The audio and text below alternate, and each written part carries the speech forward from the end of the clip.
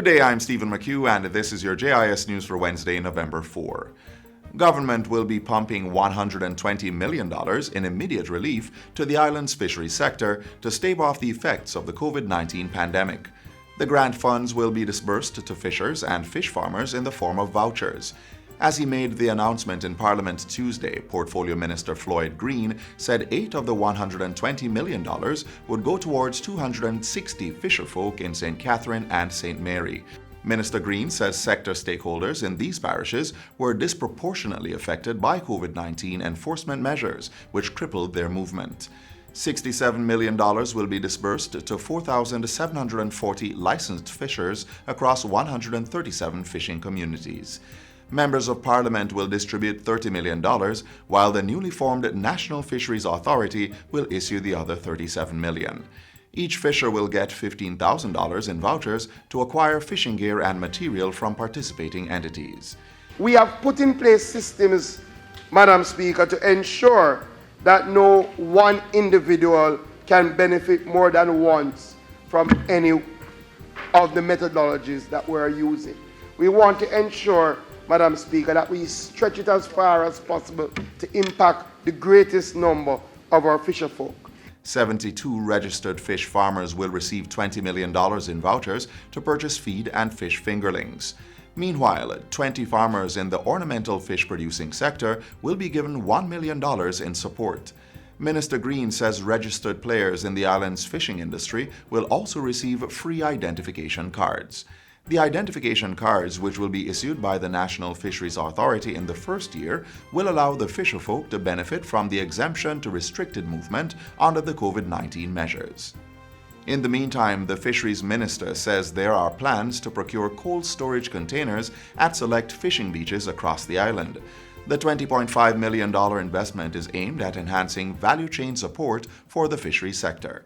Minister Floyd Green also revealed that a $5 million partnership with the World Bank has resulted in increased enforcement, outreach, and support services in fish farming communities across the island.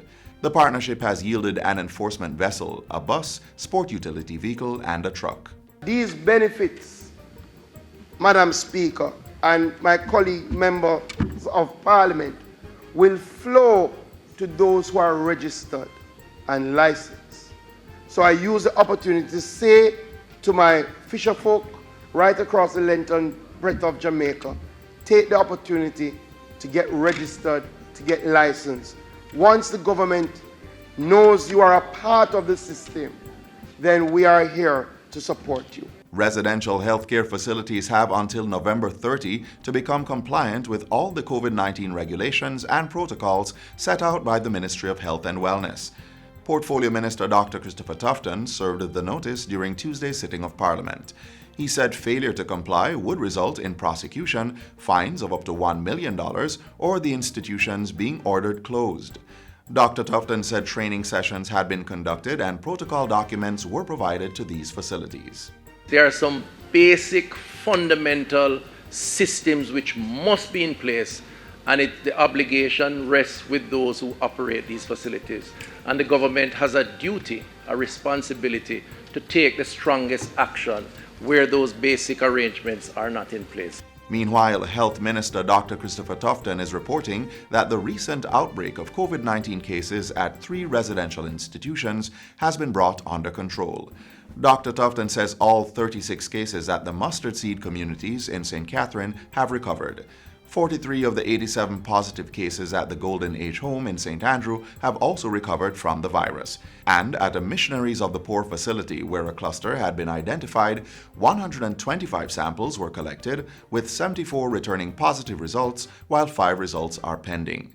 7 Missionaries of the Poor facilities have been tested, and 88 of the 358 samples collected were positive and 220 negative, while 50 samples are awaiting results.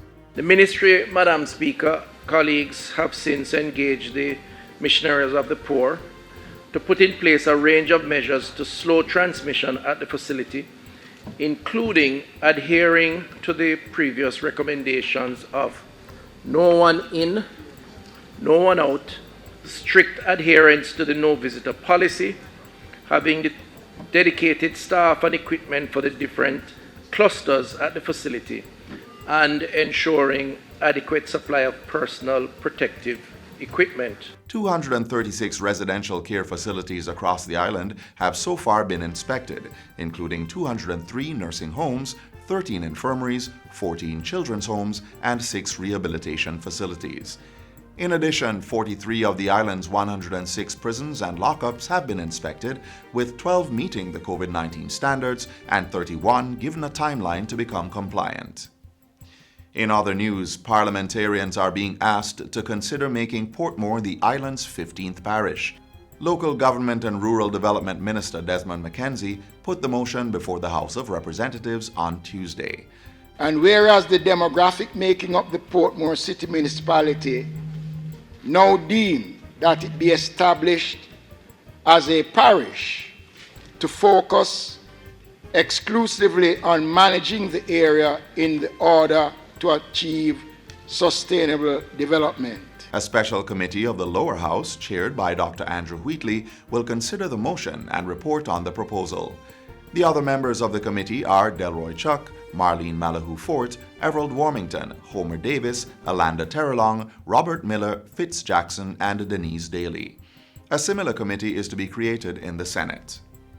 And finally, the Southeast Regional Health Authority, SARA, is now in receipt of $5 million worth of medical equipment. The donated items were handed over on Tuesday.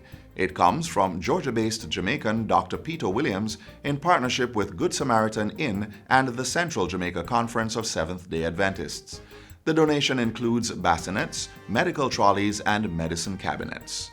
In the health sector, we're operating in an extraordinary times. COVID has changed the conversation. COVID has changed the game. And we need support, and we welcome the partnership. And that's it for JIS News Today. I'm Stephen McHugh. Thanks for watching.